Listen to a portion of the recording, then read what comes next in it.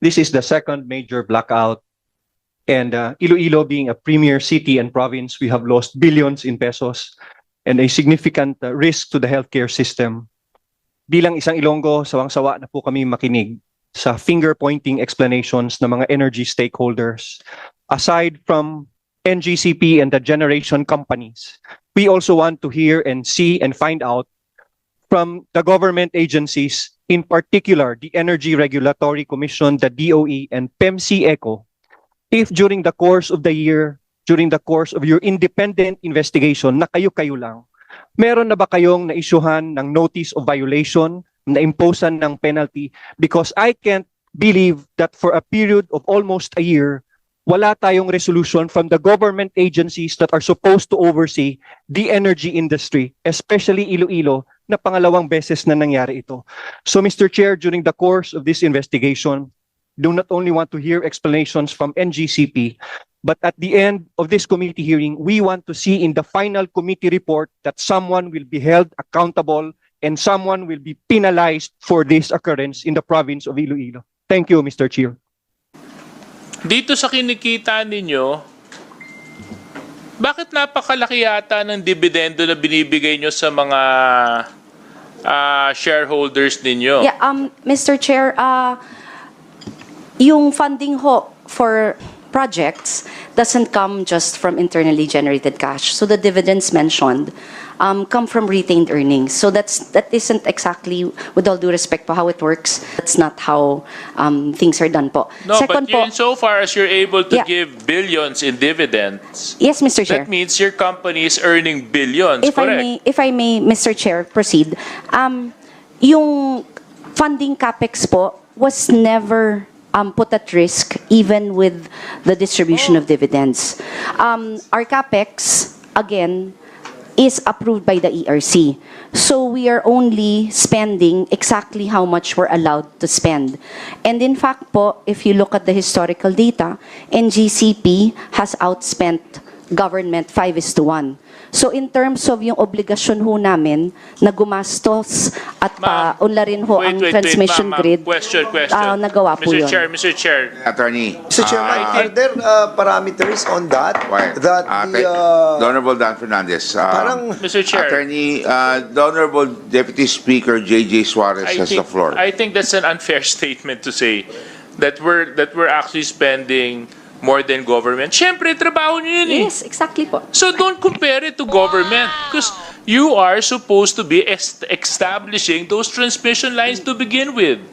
So don't say that you're spending more than government. Yes, Mr. Chair. That's like- It just underlines po, Mr. Chair, and I apologize if it came across as different. That's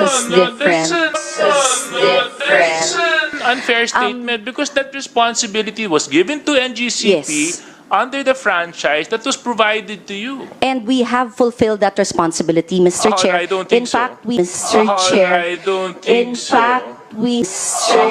Chair. I don't think so. We have spent 182 billion between 2016 and 2022. So meron ho talaga kaming inilalabas. Hello po mga ka-viral and welcome back again to this YouTube channel. Latest update na naman tayo.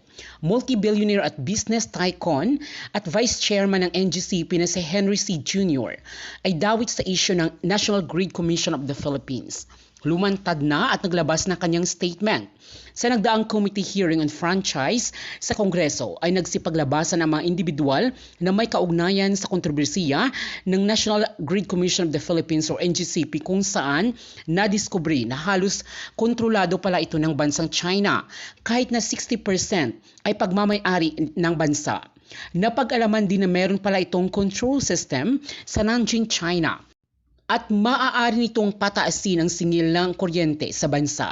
At ang nakakabahala dito ay maaari nitong ipa-black out ang kuryente ng bansa dahil sa main control system nito sa Nanjing. Pinatunayan ito ni Attorney Melvin Matibag, ang Transco former president na dumalo din sa pagdinig. At ayon sa kanya ay isa itong pagbabanta sa sovereignty ng ating bansa. Narito ang nakakagulat na mga revelasyon sa committee hearing on franchise sa Kamara. Atin pong panuurin. Cost of electricity attributable alone to NGCP? Not alone, Mr. Chair. Not alone. Thank you, because there are a lot of things and factors that must be considered. Is it correct to assume that there was an ERC resolution some time ago where you set the return on equity for distribution at 13.65%?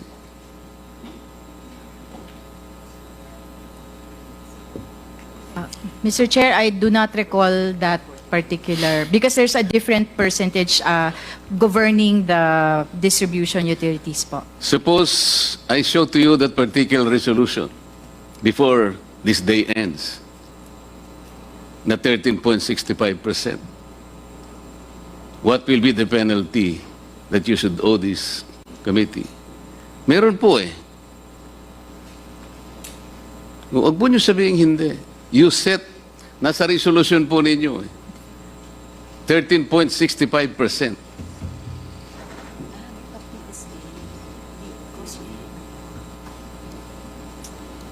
I'm trying to recall, Mr. Chair, because if you can share the year, Namaya then po maybe kasi we can kukunin ko trace po dun sa aking notebook eh, nandun Apa. eh.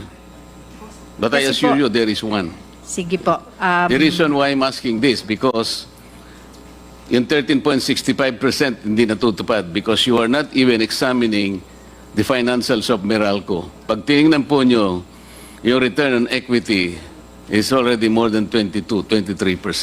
Yun po yung pinagmumulan ang taas ng kuryente ngayon. Because we might be barking on a wrong tree.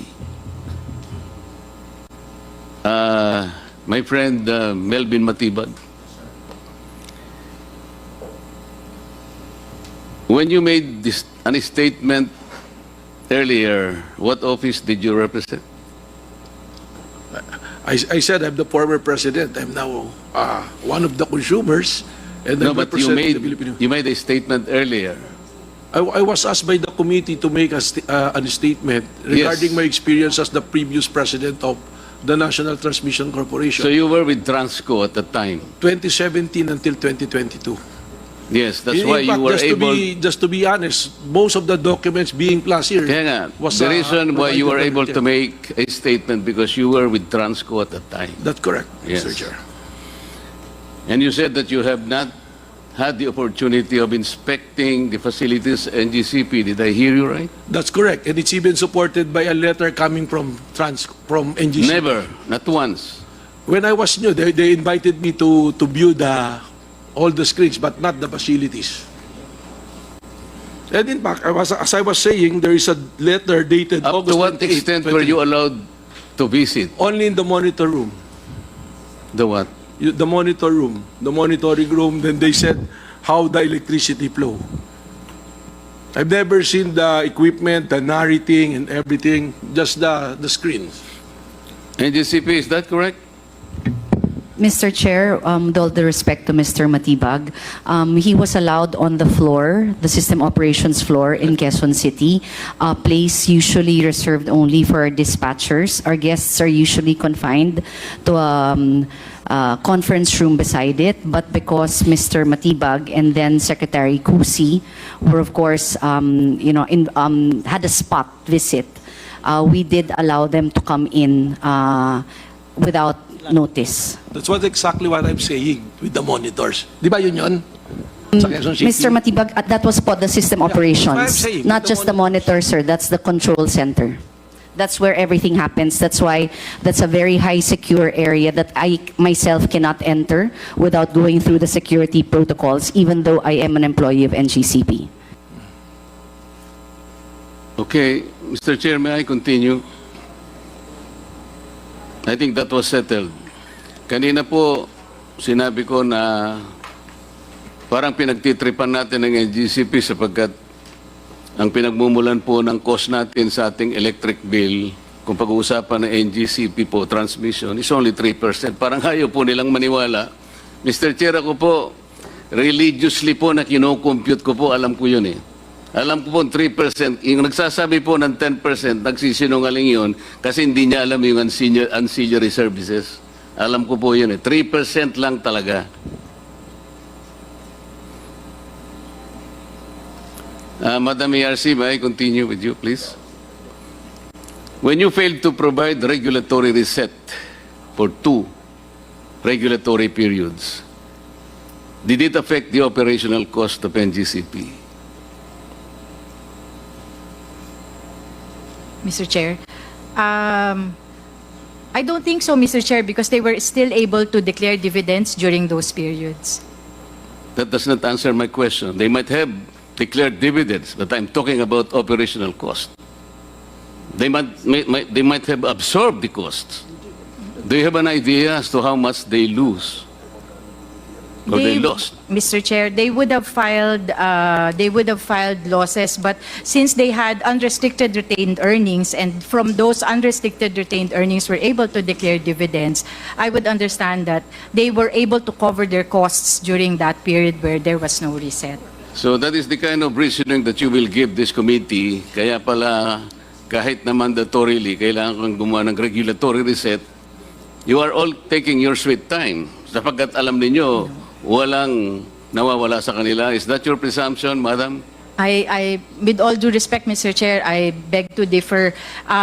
This So commission you has... believe there is no cost on the part of NGCP? No, there is cost, Mr. That's Chair, why of I'm course. asking you, do you have an idea as to how much They filed- NGCP might have lost? No, Yun they lang did naman not file for losses, Mr. Chair. They filed for... I'm not asking you, ma'am, if they filed for losses. I I'm thought that asking was you the if you have an question, Mr. idea. Chair. If you have an idea, please say so. Kung wala, okay lang. Wala po, kasi po ang final po nila ay increase in authorized revenue. NGCP, do you agree?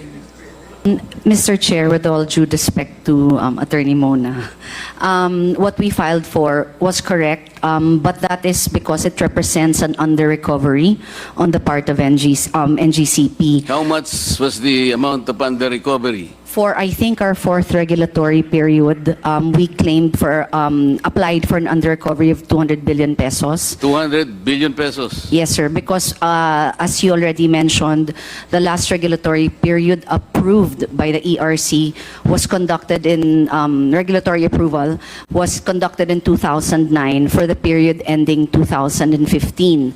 So beginning 2016 up to this date, the revenue scheme that we have been working on is interim in nature and no longer reflects the required capital expenditure needed for the continued development of the transmission system. What was your capex in 2014? Around 48 billion. You might want to review your records. I'm asking 2014, madam. Let me go back, Mr. Chair, to my records. Huwag kang ninenervyos, ma'am. Wala namang nagko-contempt dito eh. Wala na si Congressman Paduano. Si Dan Fernandez hindi mahilig sa contempt yan. Do you have the may I be given a Sige, moment? balikan na kita, ma'am, Yes, sir. mamaya. Sa IMAP po, sir, pwedeng tanungin ko kayo. Yes, Mr. Chairman, Your Honor, please. Sa EPIRA po, sino talaga yung independent market operator? IMO po, after the transition. Di PMC po eh, di ba? Hindi po, it's IMO na after the transition. Nagsimula po kasi yun, nung magkaroon ng AGMO, PMC po. ADMO nga po yun, pero Opo. PMC dati yun. Opo, then nag-transition po to the IMO, which is now IMO. And the transition happened 2018 po. 2018. Afterwards, you registered IMAP in the Securities and Exchange Commission. Ay, hindi po. We are a non-profit, non-stock corporation po. So ano po ang IMAP? It's a non-stock, non-profit corporation, sir. Ano nga po siya? It's a corporate entity. Wala po, hindi po ba na-transfer sa inyo yung assets ng PEMCO, ng PMC? Na-transfer po yung assets ng market operations. Yun nga po, kung hindi kayo legal entity, na-transfer ang assets po, medyo mahirap po yan tayo. Legal entity, Kasi sir? kayo po kasi kumukolekta ngayon ng market fees, tama? Yes, sir. Opo. Under the Karaniwan IPIRA. po, ang kumukolekta lang PEMC. Ngayon, pati kayo kumukolekta na. Kaya doble-doble na po ang binabayaran po ng mga consumers. Hindi po. Because the fees that were used to be collected by PEMC is now being collected by AMOP. So hindi po na doble, na-transfer lang po. Hindi po ganun ang nasa record, sir. Ay, hindi po yan po ang, yung po ang totoo po. Hindi po, babalik naman po kayo rito. Then I will confront you with all this, the records. Yes, sir. Opo. Kailangan lang po, nagkakaintindihan tayo. Yes, sir. Opo. Ang sabi po ninyo, kaya kayo nandyan because kayo ang, ewan ko, non-profit. Pero, di ba ang inyo pong katungkulan niya yung WSM?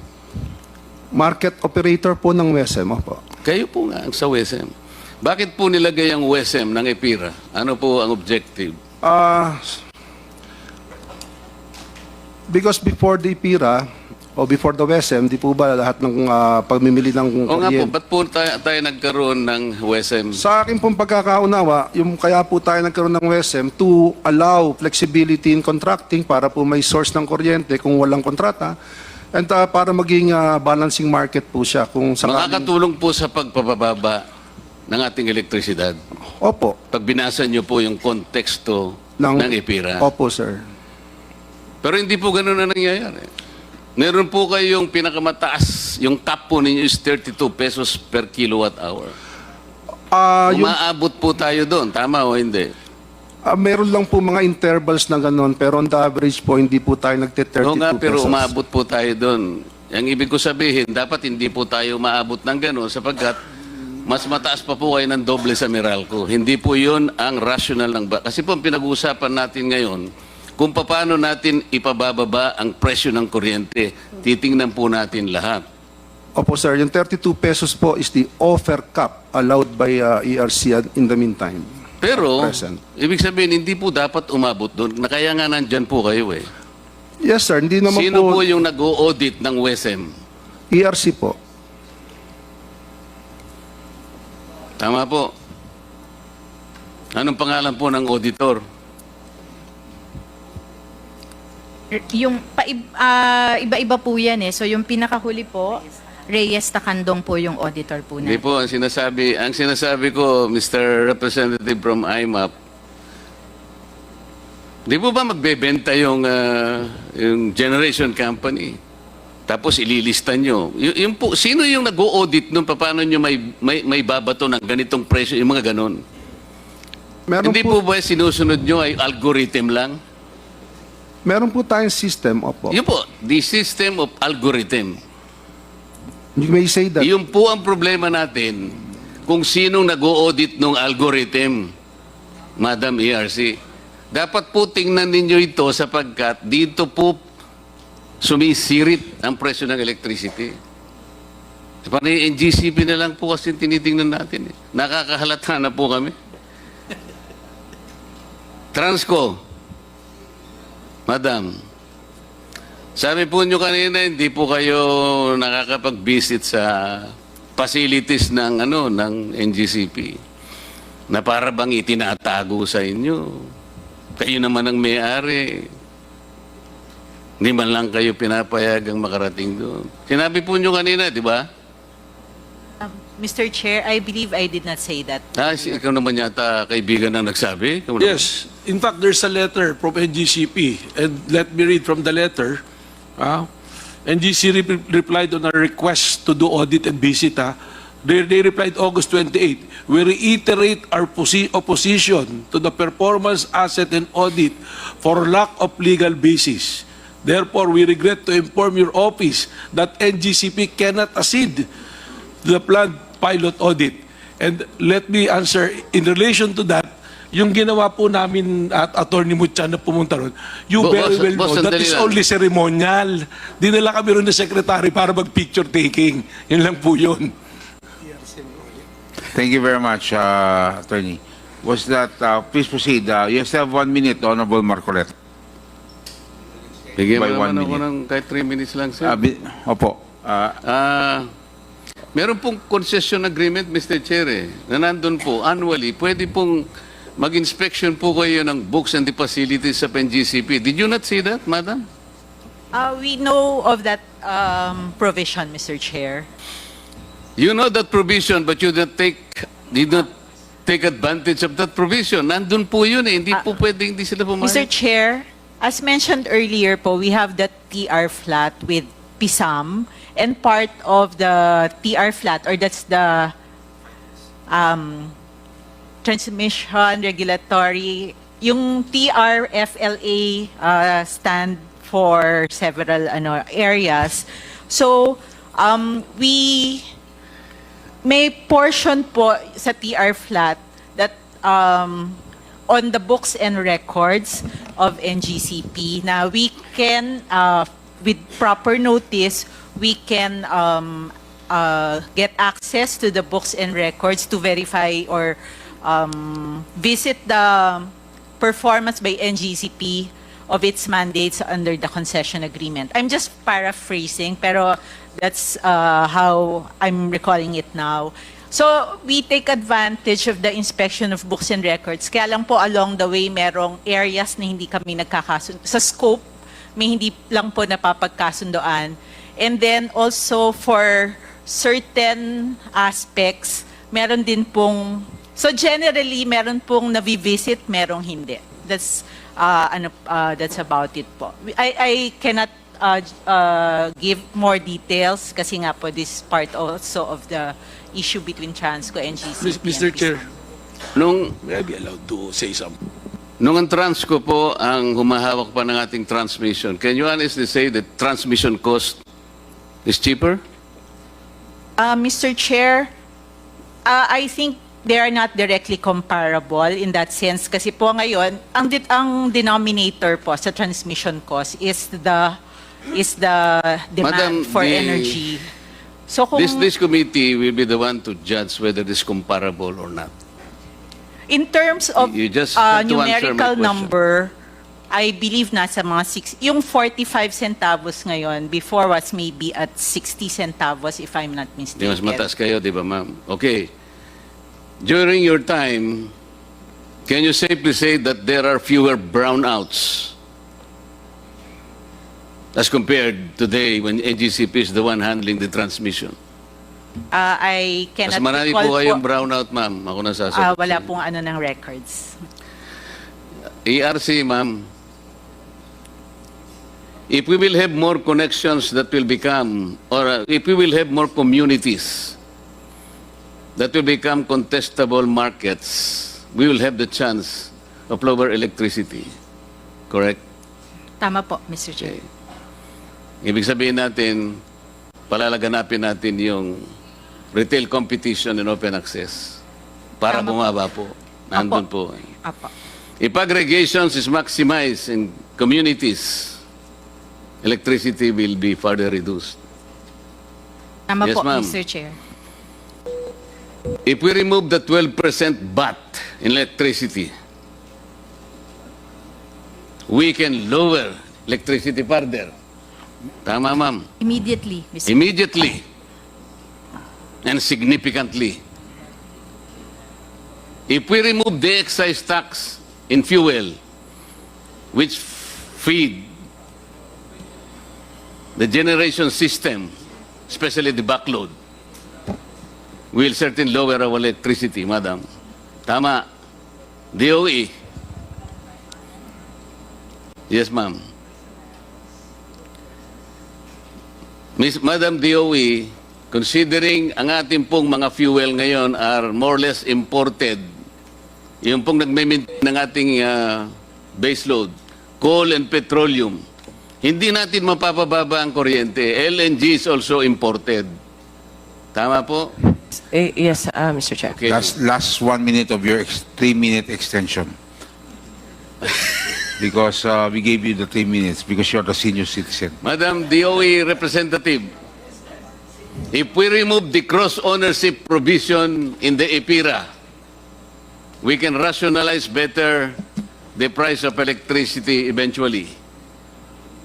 Kasi mapipilitan silang bumili dun sa hindi nila kamag-anak o hindi nila kaibigan. Tama, ma'am? Nakakatulong. The cross-ownership prohibition. Where the distributor kasi, part owner siya nung generation, kaya napipilitan doon siya bibili kahit mahal yun eh. Pero kung walang cross-ownership, at palalaganapin natin yung competitive selection process as if it is open and public, bababa ang kuryente, ma'am. I assume. Oh, yes daw, Mr. Chair. Philippine Competition Commission. Last question. Yes, yes, sir. Kasi po, ma'am, baka akala nyo hindi kayo kasali rito eh. Is NGCP violating any anti-competition or market behavior or whatever? Mr. Chair po, with regards to having a single franchise owner, we note naman po that that is not uncommon in the energy transmission. But for markets like this where you have a single franchise owner, strict compliance po with regulation is key for that. Parang hindi mo sinagot, ma'am eh. Thank you. Baka gusto mong walang violation, di ba? Mr. Chair, I'm not privy to any violations.